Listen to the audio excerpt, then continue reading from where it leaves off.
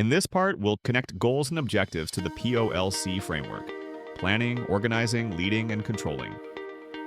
Almost everything in management ties back to these four functions, and goals and objectives are no exception. In planning, we set goals and objectives to provide direction. Without them, planning becomes guesswork.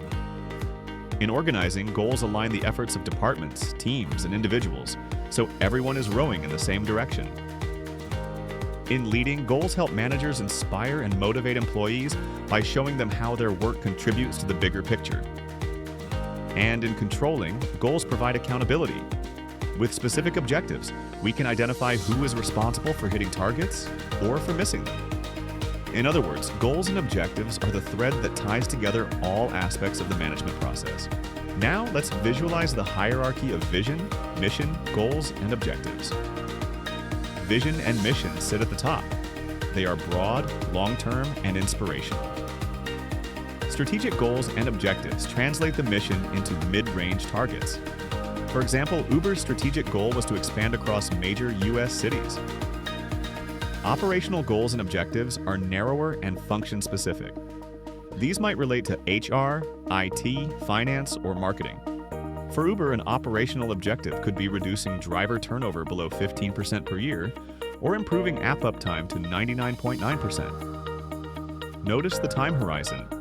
Vision and mission are long-term, strategy is mid-term, and operating objectives are short-term and very specific.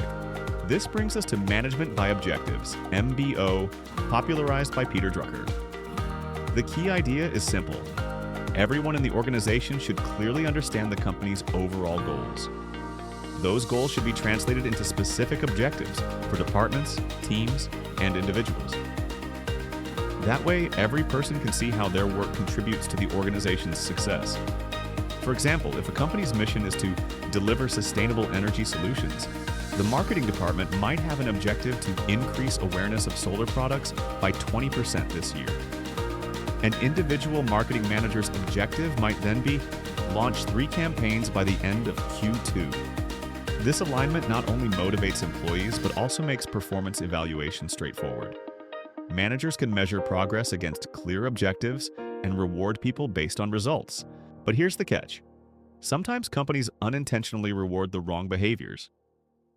This problem was famously described in Stephen Kerr's article on the folly of rewarding A while hoping for B. Here are a few examples. In universities, administrators say they value teaching, but professors are often rewarded primarily for publishing research. The unintended result? Less attention to teaching quality. In sports, coaches emphasize teamwork, but players are rewarded based on individual statistics like points scored. This can undermine cooperation and harm team performance. In sales, companies may claim they want long-term customer relationships, but if they reward only quarterly sales numbers, employees may focus on short-term deals at the expense of loyalty. The lesson here is crucial. People respond to what is actually rewarded, not what is merely stated. If rewards and goals are misaligned, organizations risk promoting the very behaviors they don't want. To sum up, goals and objectives connect directly to the POLC framework. They operate at different levels: vision, strategy, and operations, each with different scope and time horizons. Management by objectives helps align the organization from top to bottom. But beware, if rewards don't match your stated objectives, you may get results you never intended. As managers, our responsibility is to ensure that goals, objectives, and rewards all work together, so that what we hope for is truly what we achieve.